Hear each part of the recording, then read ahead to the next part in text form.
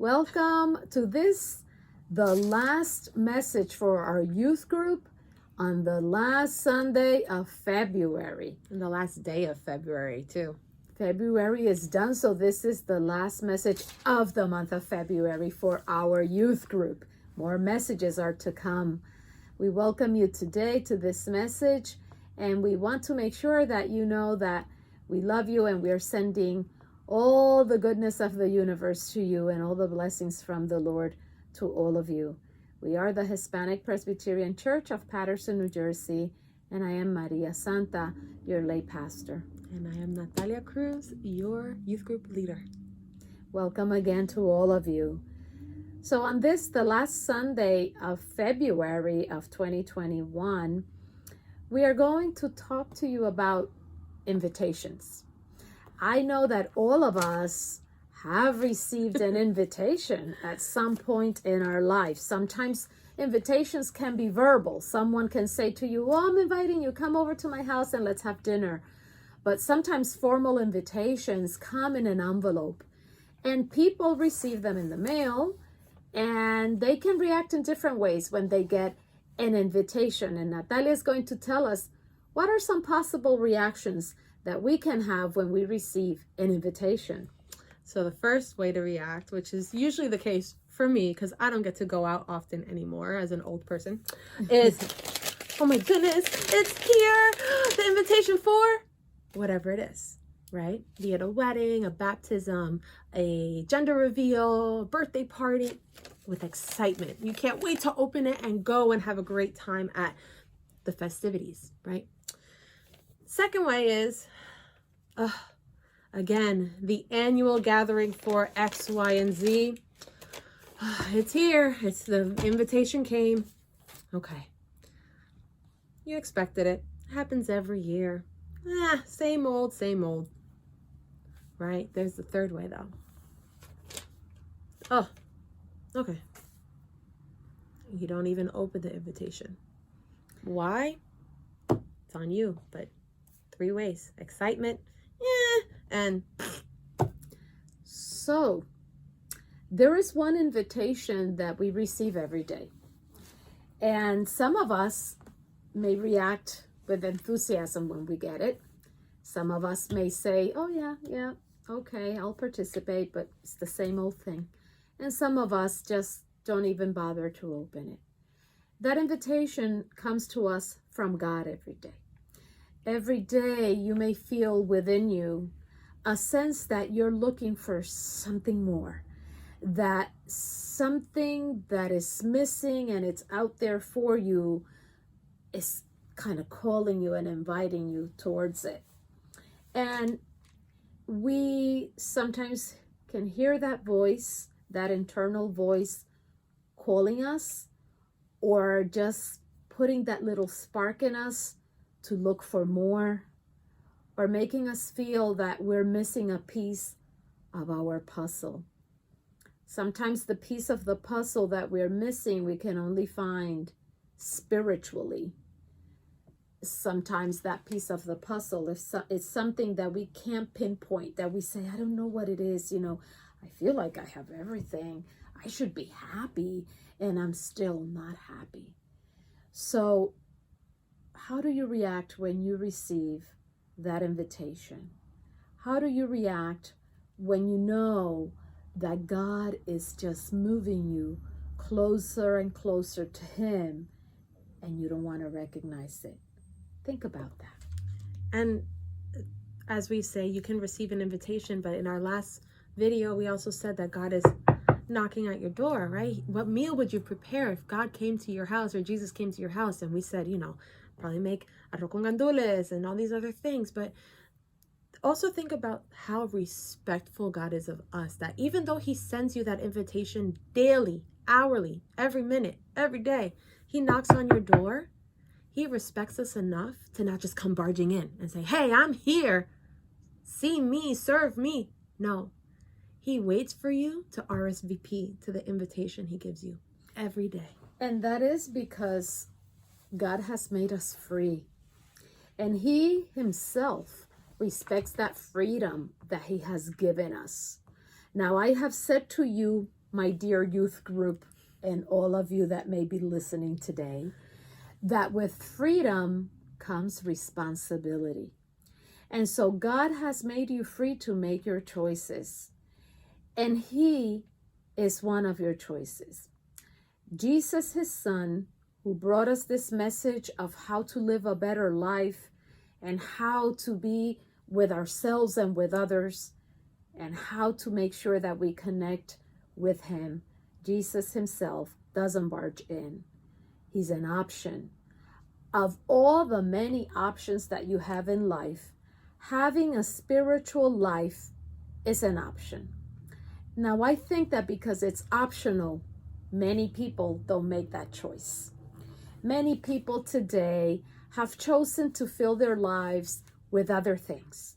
And even though they go through life feeling an emptiness, even though when we have all the shoes that they want and all the sneakers and the latest iPhone and money and good food and a good family, everything that they can have materially, even though they have all of that, they're still not happy. And a lot of people go through life missing that piece of the puzzle because it's a piece that is not material. The things of your spirit are only filled with things from the Spirit. They cannot be filled with buying a new purse or buying the latest pair of Jordans or going on this great vacation. Those things are good. Don't get me wrong. They are good. But when we try to use all those things that are outside of us to find happiness, which lives inside of us, those things are fun temporarily, and then the novelty is over and we feel the emptiness again. Still there. It's still there. So today the conversation is about an invitation. The invitation that God gives us all every day, every minute, as Natalia says, and every hour, to connect with Him. Actually, to reconnect, because you know about God, but also because your spirit comes from Him and should be connected to Him. And that is that emptiness that so many people have, that having everything they can think of, they're missing that connection. Or if they're worried about trying to get those material things, because you can become consumed with your ambitions and your work and social media and all the other things that you want to do, but then you're sleeping through the party. You're missing the invitation. You can also be feeling certain ways, depressed, anxious, where you feel like you can't feel anymore because you're already so filled with negative feelings, negative thoughts. You're overwhelmed.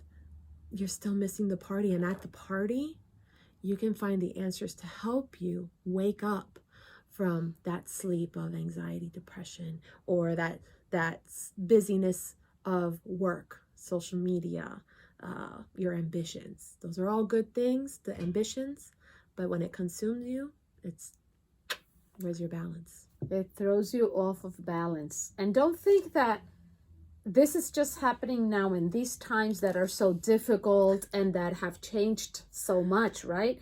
And that so much is going on. In the history of humanity, that has always been the case, right? That we tend to lose our balance and we tend to fill our needs, our material needs first, and we forget about the fact that we have inside of us a spirit that also needs to be nourished and fed, and that the meal for it is not a piece of bread that we're going to eat. The meal for it is a spiritual meal that Jesus can offer us through His teachings, through prayer, and sitting in silence. Why do we have to sit in silence? I have to say to you, I have found many people that do not like silence.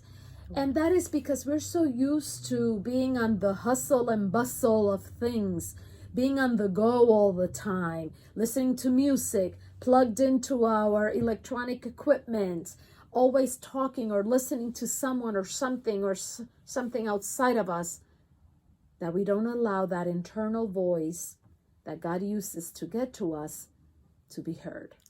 And in the silence, the one thing that you should find is peace. You should be at peace with being able to be by yourself in the quiet. If you're feeling anxious or like you don't know what to do with yourself, maybe you haven't learned or tried to be in the silence for enough time. And I invite you to start slowly. I'm giving you an invitation to try and sit in silence. And we talked about meditation, but it's not even all about that. It's just about being good with being you on your own and in your own space in silence. So start out with 10 seconds of silence, of just sitting there, eyes closed or not, just breathing. A lot of times there's other apps out there to help you meditate and to like stay calm and learn to do these things. So I invite you to do that as well. Start with 10 seconds. Then in a couple of days, you can do 30 seconds. And you'll see the more you do it, the easier it becomes, because it gives you a moment to work with yourself and look inside yourself to see, what do I need? What am I really doing? And do it without any distractions. And so, because these are things that have happened to human beings forever, the Apostle Paul, you all know his story. Paul wrote a lot of letters to different churches because people in those churches back in his time were going through difficult times, were facing emptiness, were having conflicts. Sometimes conflict is internal with yourself. Sometimes conflict is with others that surround you. But the nature of us as human beings has always been the same. And I'm going to share with you what Paul wrote to the Ephesians, which was a church back in his time that was going through some changes, some conflicts, and they were going through a difficult period. And so Paul wanted to remind them that it is very important to be one with Christ, to establish that spiritual connection with the power that's greater than yourself. And Paul wrote to them that it was maybe because they were asleep. And Natalia already said that sometimes it isn't that you're physically asleep, it is that you are immersed in all these other things that you miss the party that you're being invited to, which is a spiritual party. You can't hear the voice if you're deeply asleep. You miss the invitation. So Paul wrote in Ephesians 5, verses 14 through 18, "Sleeper, awake, rise from the dead, and Christ will shine upon you. Be careful then how you live, not as unwise people, but be wise, making the most of time, because the days are bad. So do not be foolish, but understand what the will of the Lord is, and be filled with the Spirit." And so the times are bad, it says. The days are bad. It doesn't mean that these days are bad. It means that in our life, we're always going to have days that are not so good. And when those days come, when difficult times come, if you are awake because you have connected spiritually to that power that's greater than yourself, you're going to walk through those days under the light of Christ. And if you have that light shining upon you, there's no darkness that can pull you off the tracks. There's no problem that can take you out of balance. There's no crises that can cause you to be unhappy forever. That spiritual connection is the invitation that we make to you today.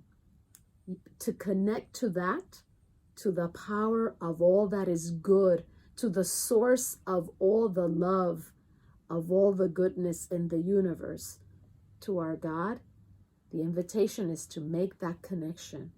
And sitting in silence for a little bit is a good way to get started. So think about, how are you going to open God's invitation? Are you going to be the person that is excited, that can't wait? Are you going to be the person that says, again? Same thing again? Or are you just going to blatantly put the invitation aside and not even open it? Think about the type of person, the type of visitor you want to be to God's party, and allow God to join your party every day, every minute. We love you. We miss you guys. And until we meet again, may God hold you in the palm of his hand, where he protects you, keeps you safe, and where his light always shines upon you. God bless you. We love you. Be safe. Bye, guys.